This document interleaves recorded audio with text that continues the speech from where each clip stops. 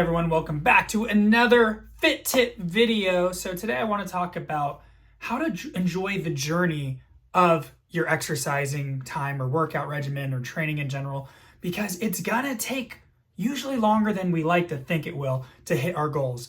And that's not because what you're doing may not be working, it's because it just takes a long time to get the type of results we usually tend to think we want. Now, of course, you can fine tune what goals you actually have by really thinking about, what am I trying to accomplish in the gym? Am I trying to lift 2 plates when I bench because someone else did it on Instagram? Is that actually what you want to do? Or is it just what you think you want to do because you saw someone else do it?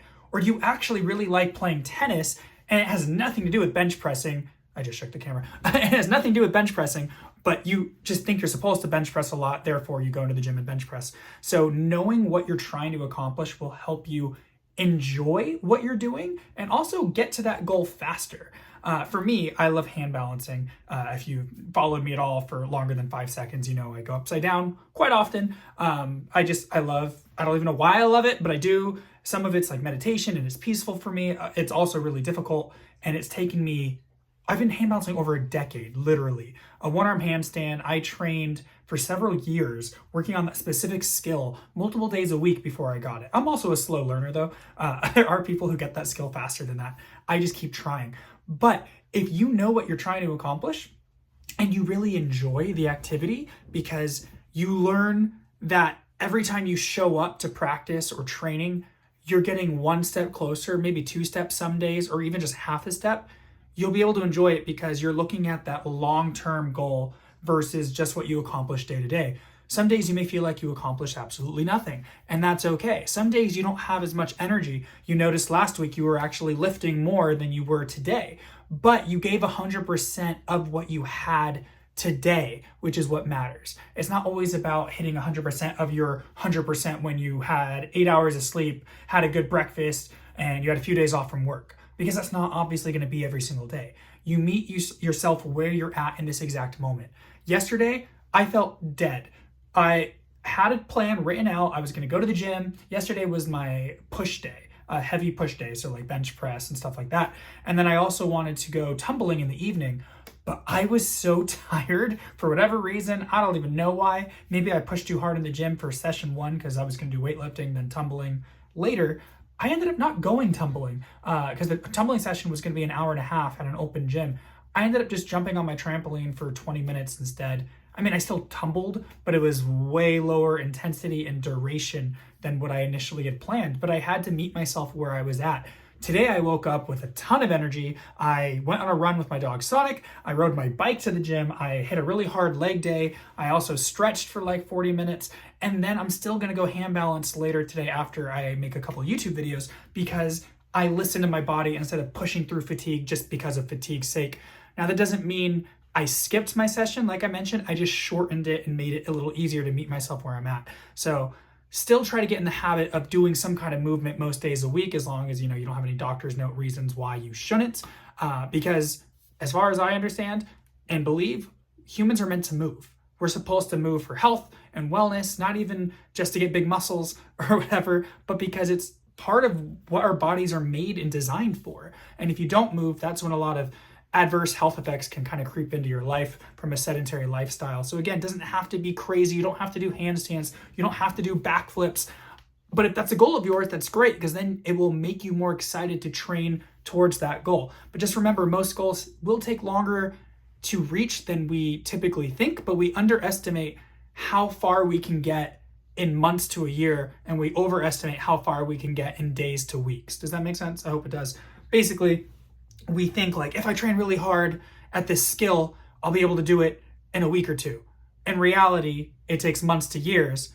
So don't overestimate how far you can get in the short term, but don't underestimate the value of doing it consistently for longer term, because then you do hit those goals and then you realize that you're capable of doing so much more. One of the things that kind of resonates with me and sticks in my brain a lot when I talk to people about health and wellness, when they're like, oh, I had a cheat meal, I might as well just give up now. I fell off the bandwagon and there's no way I can stick with this for long term. And I always try to tell them that, look, no person gets out of shape from eating one bad meal or even a day or a weekend of bad meals. no person gets into shape by having one good workout session or a weekend of good workout sessions and eating healthy and clean and whatever your caloric amount is. It's consistency either direction. Consistently eating poorly, consistently not moving and going to the gym or whatever form of exercise will lead towards weight gain and other health issues that may be associated with it.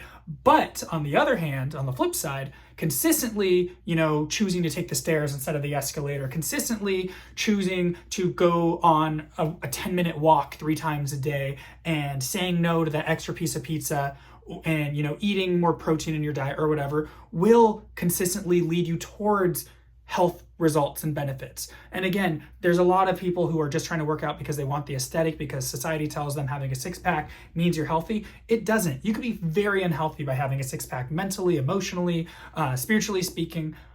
You just have low body fat and you can see your abs. Hooray. But there's so much more to health than just seeing muscle, so you got to take care of yourself inside and out for the full balanced effect. And, just to keep that in mind. So guys, I hope this video helps you and that you find some motivation to look at the big picture and learn to put off instant gratification like a bag of Oreos or a box of Oreos. I don't know, they're not in bags unless you put it in a bag. I digress. Put off the instant gratification for that long-term gratification, because long-term gratification typically is what, if you ask someone what they really want, if you had a questionnaire, would you rather have 5 Oreos right now or a six-pack? People would probably choose six-pack if they're looking into health and wellness for aesthetic reasons, but it's really hard in the fine print under six-pack.